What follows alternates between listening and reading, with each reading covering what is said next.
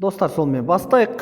Біздер бүгінгі бірінші жаттығу бұл ракетканы ұстау және шарды ракеткамен соғу. Оңай көрінгенмен, оңай естілгенмен, әрине ол бізге өте қиын болды, иә? Айнас, басында соға алмадық, басында тигізе алмадық. Алла күләйтші, әлі дейін енді үйреніп келе жатыр. Сондықтан Айнас бастап көрсет. Бірінші ұстау, ракетканы ұстау туралы айта ғой. Қаттырақ дауысын шығар.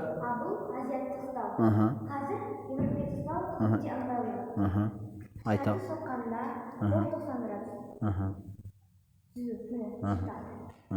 Екінші жолда 90 градус. Шарды соққанда ракетканы қатты көтермейміз, түсірмейміз, бір деңгейде ұстаймыз. Шарды соққанда шарды қатты соқпаймыз және төмен соқпаймыз. Жақсы, 90 градус. Төмен қатты көтермейміз және жоғары көтермейміз қатты және төмен түсірмейміз. Сол кезде ғана шарды бір деңгейде ұстап тұруға болады дейді Айназ, иә? Ал бастап көрсек, ұстау бойынша сұқ саусақ қай жерде тұрады? Ракетканы ұстауын көрсете ғой.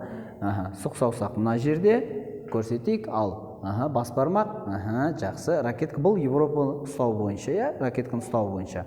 Ал бастап көрсетейік, онда қалай соғу керек, ұстауды көрсеттік, шарды соғуды көрсетейік. Бастаймыз. Соққанда ракетканы ортасымен соғамыз. Шарды ракетканы ортасымен. Сонда шар бір деңгейде болады.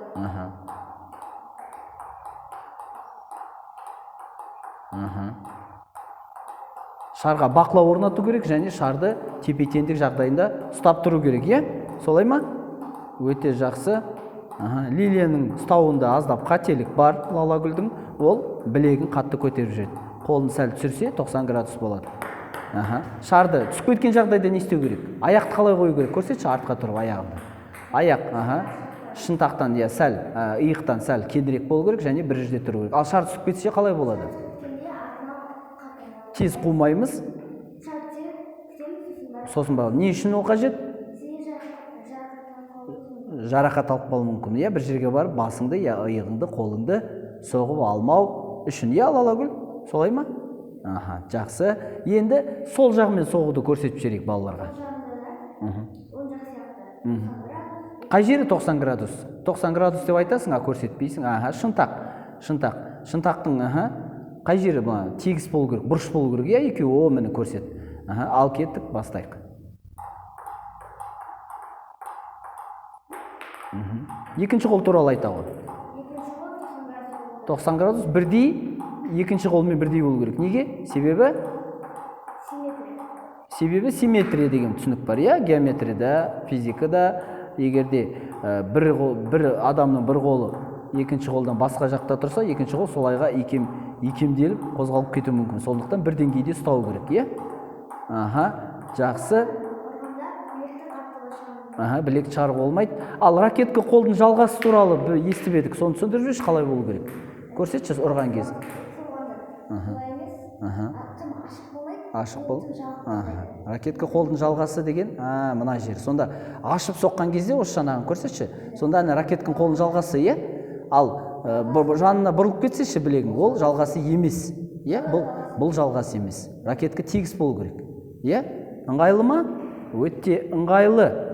Жақсы түсіндірдік. Ракетканы ұстау бойынша 90 градус бойынша және тағы да ракетка шарды күту бойынша, бақылау орнату және тепе-теңдік сақтау туралы біз бастырып жатқан балаларға,